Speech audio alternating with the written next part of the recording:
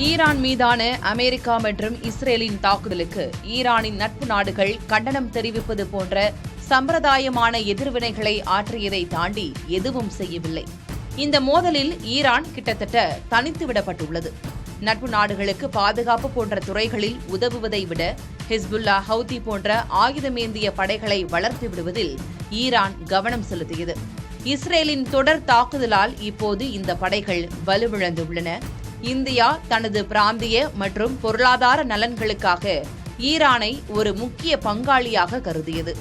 அதே நேரம் இந்தியா இஸ்ரேலின் மிகப்பெரிய ஆயுத வாடிக்கையாளராகவும் இருக்கிறது. மேலும் பிற நாடுகளின் விவகாரங்களில் தலையிடுவதை தவிர்ப்பதே தற்போது இந்தியாவின் வெளியுறவு அணுகுமுறையாக இருந்து வருகிறது.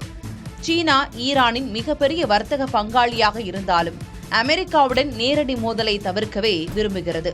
ரஷ்யா ராணுவ ரீதியாக ஈரானுடன் நெருக்கமாக இருந்தாலும் இஸ்ரேலுடனான தனது உறவை சிக்கலாக்கிக் கொள்ள விரும்பவில்லை.